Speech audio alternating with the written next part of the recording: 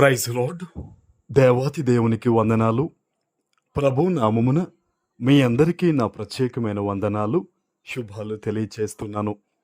ఈ దినము కొరకు ఏర్పాటు చేయబడిన దేవుని వాగ్దానము ద్వితీయోపదేశ కాండము 30వ అధ్యాయము 10వ వచనము.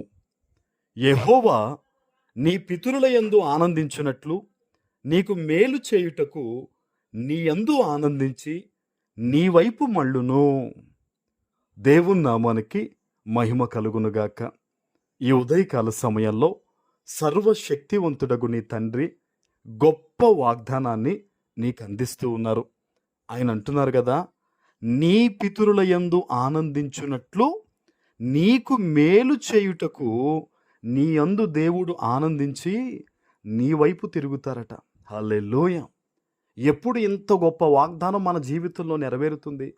ఎప్పుడు దేవుడు నన్ను దీవించడానికి నా పట్ల కూడా ఆనందించి ఎప్పుడు నా వైపు తిరుగుతాడనే మాట ఈరోజు నువ్వు ఒక్కసారి ఆలోచన చేసుకుని దేవుని వాక్య ప్రకారం జీవించడానికి నువ్వు అడుగులు వేయాలి.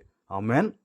చాలామంది అండి దేవుని వాగ్దానాన్ని వింటారు, కానీ నేను ఖచ్చితంగా వాక్యం ప్రకారం బ్రతకాలి కదా, దేవుడు కోరుకునేది అదే కదా, నేను వాక్య ప్రకారం బ్రతుకుతున్నప్పుడు ప్రతి వాగ్దానము నాదే కదా అని ఎంతమంది ఆలోచన చేయగలుగుతున్నారు? దేవుడు చెప్తుకుందో ఇదే, నీవు నా యందు ఆనందించినట్లయితే, నీవు నా తట్టు మళ్ళినట్టయితే గనక నేను ఖచ్చితంగా నీ వైపు తిరుగుతాను, నేను నీకు మేలు చేయడంలో నేను ఆనందిస్తానని చెప్పి దేవుడు వాగ్దానం ఇస్తూ ఉన్నారు. ఈరోజు ఎంతమంది బిడ్డలైతే తమ జీవితాన్ని వాక్య ప్రకారంగా జీవించడానికి ఎవరైతే సరిదిద్దుకుంటూ ఉన్నారో వారందరి విషయంలో మేలు చేయడానికి దేవుడు ఆనందంగా ఆయన వాళ్ళ వైపు మళ్ళబోతూ ఉన్నారు. ఆమేన్. ఈ మాట ఎవరిస్తున్నారు? దేవుని వాగ్దానం. ఇది దేవుడిస్తున్నాడు. ఈ మాట మనుషులు ఇచ్చేది కాదు. నీకు ఎవరో ఏదో దారిని పోయి దానే చెప్పే మాట కాదు. ఇది సృష్టికర్త అయిన దేవుడు ఈరోజు నీతో నిన్ను ఉద్దేశించి మాట్లాడుతున్నాడు ఆయన. ఆమేన్. మరి ఏం చేయాలి నువ్వు దేవుని సన్నిధిలో అంటే? యథార్థత.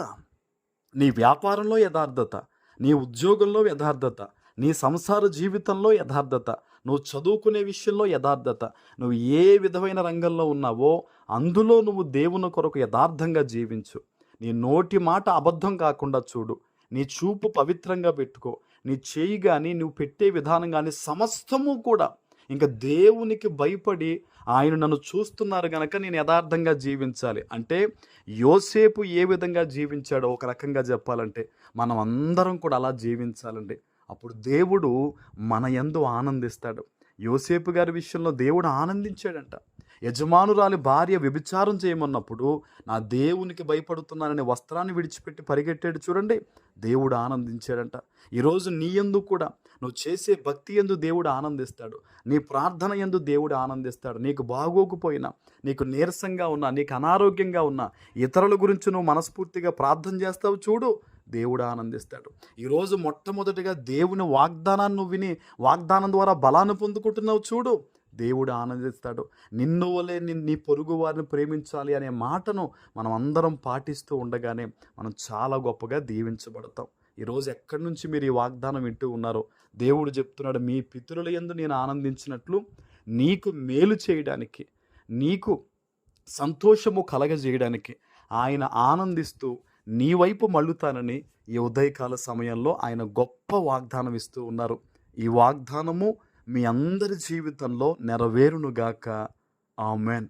ప్రార్థన చేసుకుందాం. పరిశుద్ధుడు అయిన మా తండ్రి, ప్రేమ కలిగిన ప్రభువా, మీకు స్తోత్రాలు. ఈ ఉదయకాల సమయంలో మీరు ఇచ్చిన గొప్ప వాగ్దానము ప్రతి బిడ్డ జీవితంలో నెరవేర్చి స్థిరపరచమని యేసు నామమున ప్రార్థిస్తున్నాను తండ్రి. ఆమేన్.